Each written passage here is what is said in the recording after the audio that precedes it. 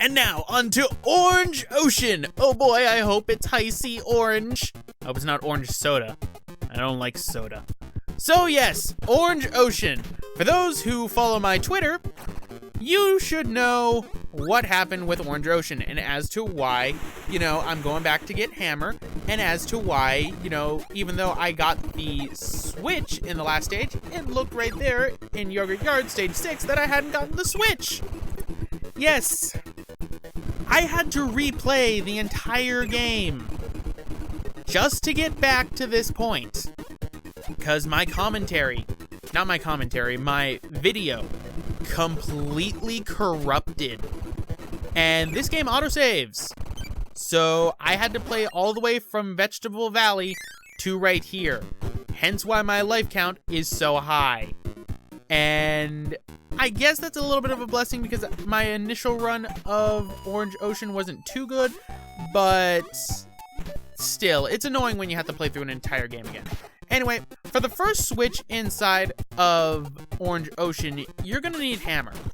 I find this to actually be the hardest switch to get in the entire game because you need to survive with Hammer, and I've already lost it, so what I'm gonna do is I'm gonna be showing off this switch and another switch at the end of the stage, because the two switches that are one right after another, which are in the first stage of Orange Ocean and the second, are, I believe, the two hardest switches to get in the entire game, because they're ridiculous. Why? Because, okay, it's easy to survive right here with Hammer.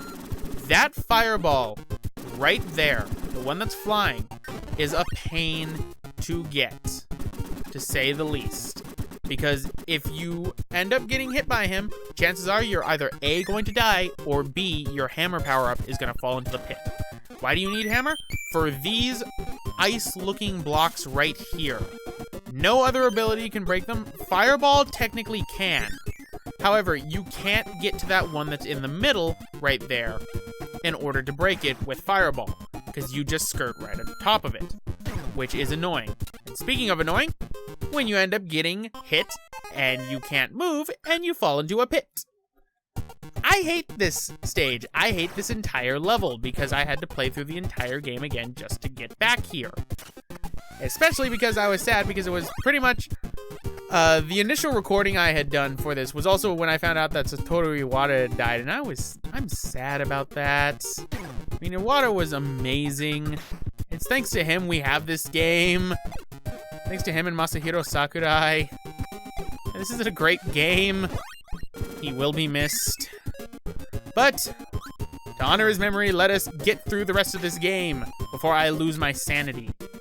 So pretty much, I ended up missing the switch for this stage, so what I recommend, honestly, is just getting to the end and then using the strategy that you can do. You can come back to the stage, and then you can end up exiting it once you end up getting the switch.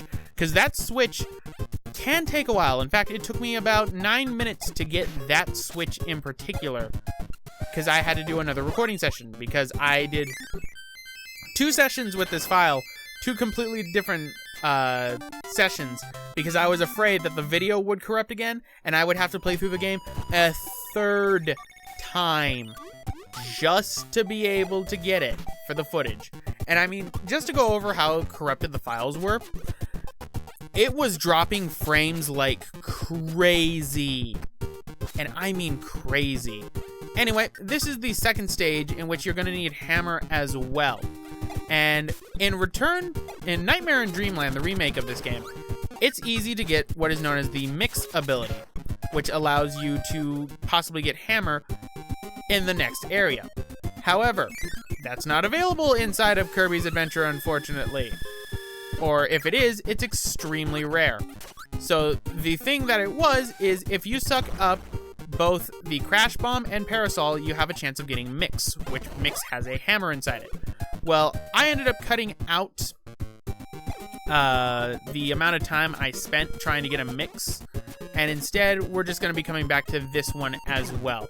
Now, Orange Ocean, I haven't really explained, is one of the harder areas in the game when it comes to getting switches, because each stage has a switch.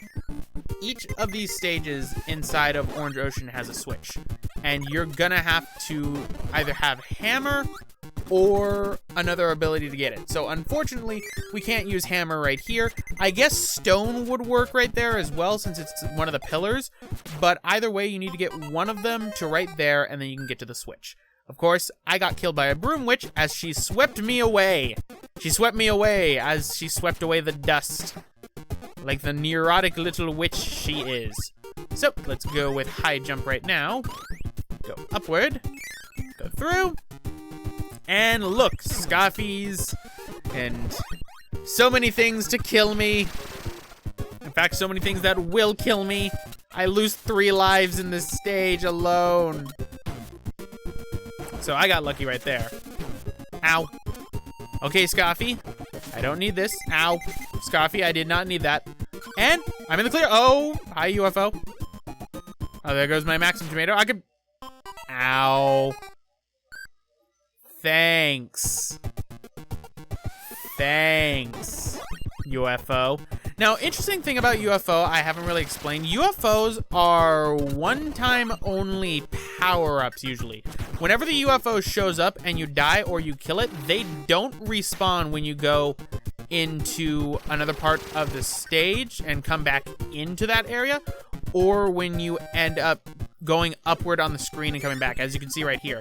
So no, they do not come back, and they're the only enemy in this game that really does that. Crash bombs come back. Unfortunately, crash bombs come back, but UFOs don't, and I think it's because UFO is just completely broken power, so they didn't want the ability to constantly get it to break the game.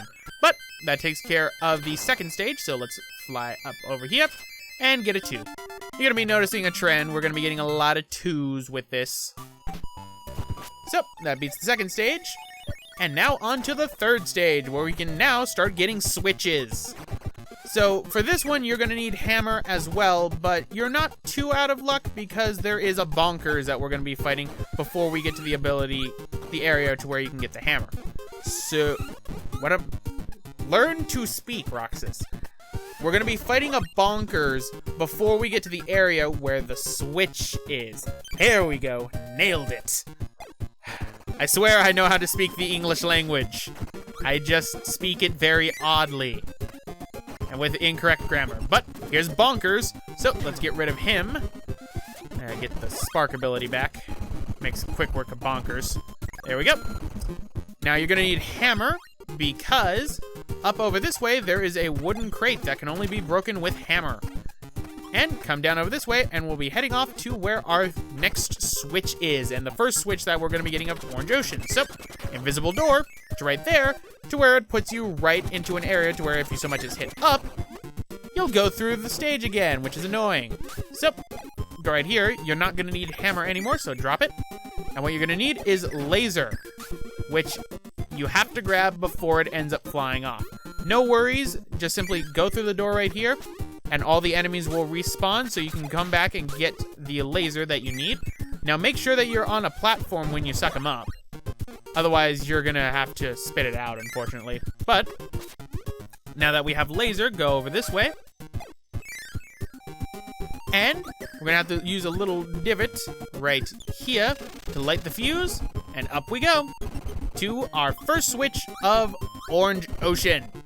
It only took 3 stages, but we finally unlocked a crane game. So I'm gonna be doing that one quite obviously. Now, let's get to the end of the stage, although I am going the wrong way, so go me. We've got flame ability right there. And hey, look, it's that hothead I saw beforehand. And hey, look, it's that same problem that I have with this game. That's one complaint I have with this game is when you go through a door and they put it that you're right next to that door, if you so much as hit up, which I end up using for my jump a lot of the time, I use up, I go right through the door. That's annoying after a while. Anyway, just let these waddle dees fall to their deaths, and let's grab this warp star right here. So, away we go. Are we gonna go into a whale and get spit out?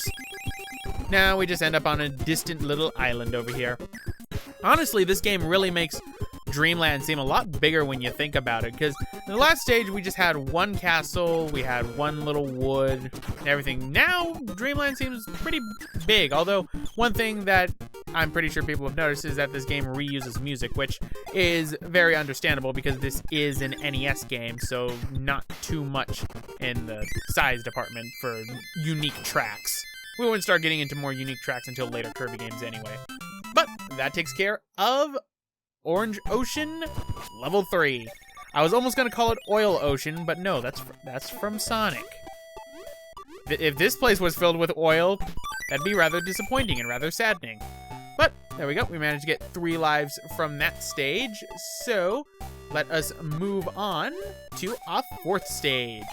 Now, the 4th stage, you could actually get the Switch for this one. You actually don't need a copy ability for this one. This is one of the only... In fact, this is the only one inside all of Orange Ocean that you do not need a copy ability to grab it, which is a very welcome change to me because, you know, it gets kind of annoying having to constantly need copy abilities that you end up losing in order to go through. So, no past me, no! That just loops you around!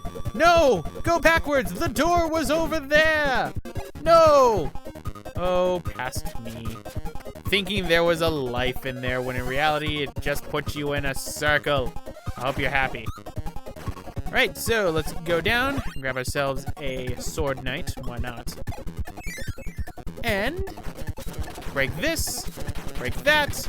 We'll grab that 1-up soon enough. This level actually has a lot of 1-ups if you know how to get them. I only know how to get the one right there because if you break the bomb block that's right there, you're able to get to 3 1-ups. So you can get a total of 4 ups here.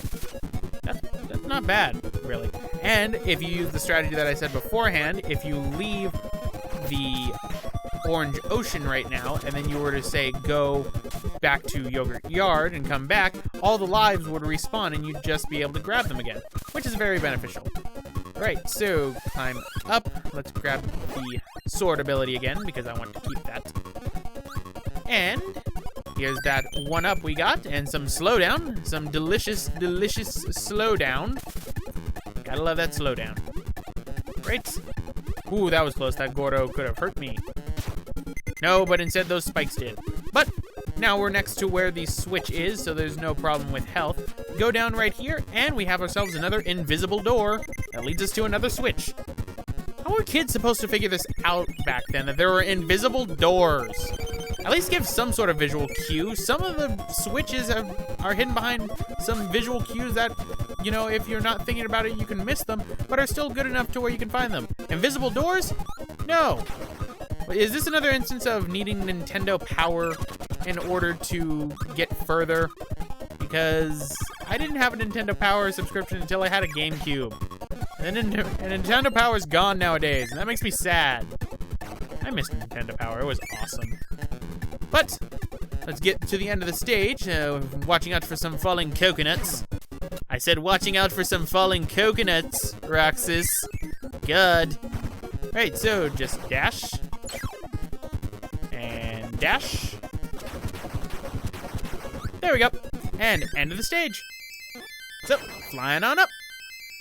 Definitely doing a lot better than my other run, that's for sure, because my other run, I did not do too good on Orange Ocean, which kind of had me have a hatred of it.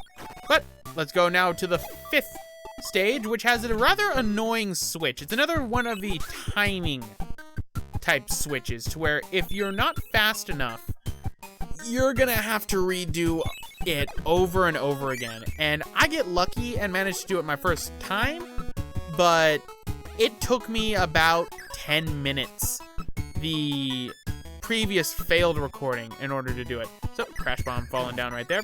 Get hit by a laser, doesn't matter. Got a Maxim Tomato. And look, Crash Bomb didn't respawn. Good. Oh, Crash Bomb. No. Bad Crash Bomb. I don't like you.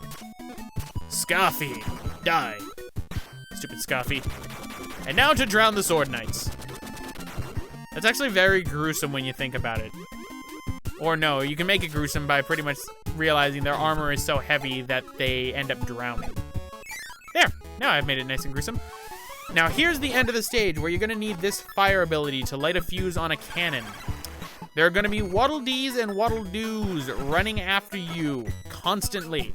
I recommend breaking these bomb blocks first, so then you don't have to deal with them later. Also make sure that you still keep your fire ability. And you're gonna need to run up hills. There we go. Now fall down here, and there's actually an extra life along with the fuse. So, grab the one up. And here's me trying to wait for that Waddle Doo, as it should have fallen down the hole, but I guess it didn't. So, light the fuse, and fly up as fast as you can, and run. This takes very precise timing, but I got lucky and finished it my first try, so I am happy as all can be. So, that reveals to you another quick draw minigame, which I actually don't think I'm going to be going to play. If not, then I ended up leaving it in by accident, because Roxas tends to forget his editing magic sometimes. So, oh, so close. Yeah, we're going to be getting 2s, 3s, and I think 1 4 pretty much for the rest of the game until one area, which I think is very appropriate. But let's go on to the 6th stage, which has pretty easy to get switch. It's actually inside this screen right here, but you're going to need to go and get a UFO ability in order to be able to get to the switch. It is possible to get it with fire, which I do have, or fireball more specifically, but there's UFOs inside this stage, so we're going to use UFO quite obviously. So, go through right here, and here's the UFOs. So, go through, and completely lose UFO. Good job, Roxas! And guess what? Now that other UFO's not going to show up. Oh, there he is. In you go. Silly UFO. Should have just flown off. But we can't fly that way, so we're going to need to go through there. And here's the instance of the up button being my downfall. Curse you, up directional button. My downfall. So what you're going to need to do is fully charge up a blast with UFO. And there we go.